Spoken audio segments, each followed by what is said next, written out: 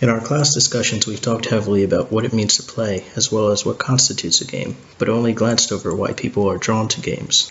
Of course, this can be deduced from various study like Bartle's taxonomy of player types, which gives us a view of the general types of players, like socializers, achievers, killers, and explorers. But the player's role in a game doesn't dictate why they play it. Things like the aesthetics and genres are important in gaming decisions as well. I've always been drawn to fantasy and sci-fi genres. Their worlds, art, and themes have always been interesting to me, from page to screen.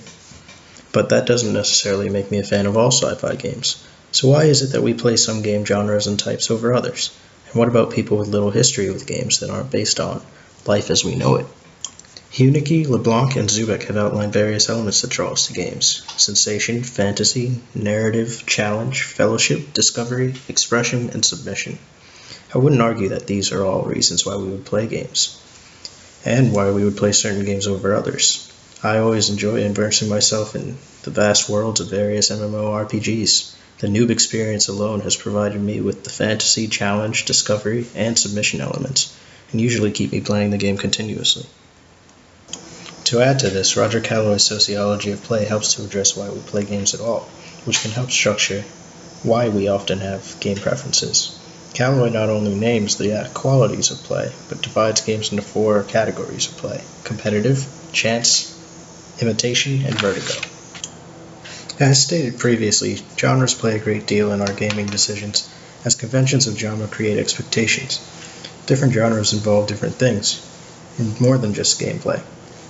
Genres are defined by specific characteristics and often imply certain criteria be met for playing and completing their objectives. This is why we can often single out games that we assume we will not like, or assume that we will like based on genre. Of course, genres aren't completely rigid. There are many hybrids, crossovers, and nearly unclassifiable games that fall into larger scopes of genre. Where our book summarizes genres into 4 large general genres, with many subgenres. Some researchers have had trouble labeling games so easily, with Mark Wolf outlining 43 distinct genres. When we combine these aspects with personal interest and experience, we can work our way to specifics of why we play what we play. In my own experience, I am an only child, so I naturally played more single-player games, typically of the adventure genre. But being raised on Doom made me no stranger to other genres, especially shooters. As a result, I typically prefer games with heavy emphasis on story and various objectives and outcomes. As such, I find myself playing many RPGs and MMOs. My interests do branch out into other games, like rhythm and games such as simulators. But of course, these only account for my experiences. Some games are played for the complete opposite reasons, exploring things that we don't know by experience, as well as direct contrast to our favored types of play.